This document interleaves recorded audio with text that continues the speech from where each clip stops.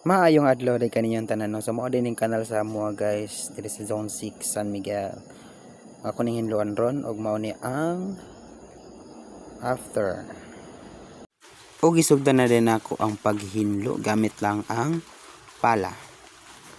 Ang one of course gid aning daghan og balas ug bato diri sa amo guys kay every time gid mag-ulan is prone amo sa baha kay naman mi sa ubos, and then ang mga tubig sa babaw is daloy padulong ubos, then gakaw siya og baha sa mo, and then pantog na daghan kay nagbato balas nga gaka-stuck sa kanal.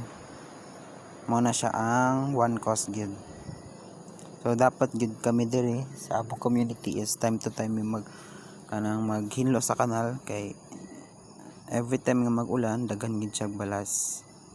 So tanawan na lang ko ninyo guys kung gyud sa kanay paghumanog hinlo sa before og after ani nga video.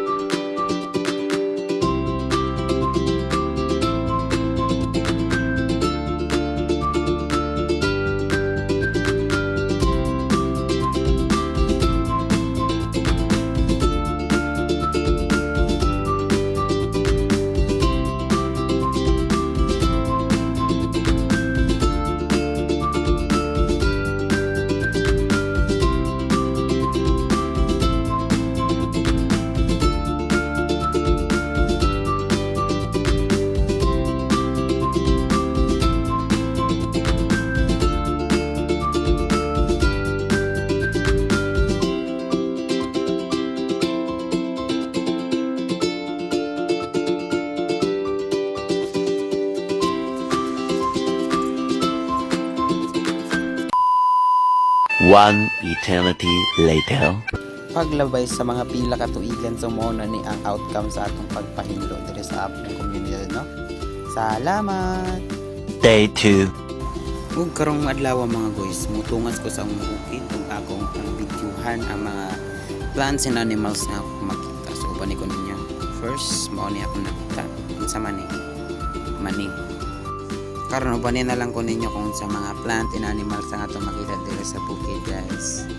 Enjoy!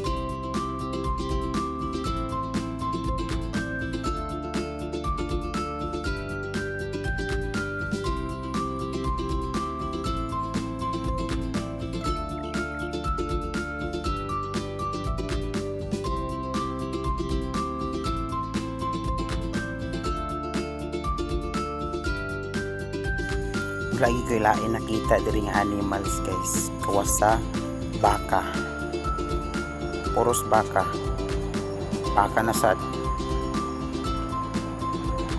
baka lang Japon, baka again,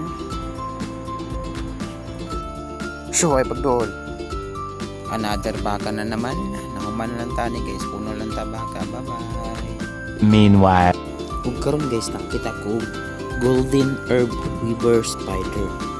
So kani siya guys nga spiders nga construct ni siya og strong golden zinc herb web na makatrap og mga flying insect like flies, mosquitoes, moths, and beetles, preventing pest overpopulation. Kani siya nga insect guys, dako kani siya tabang to maintain ecological balance. So kung makita mo ginani ayon yung patya kay dako ni siya og help to balance our ecosystem. Okay?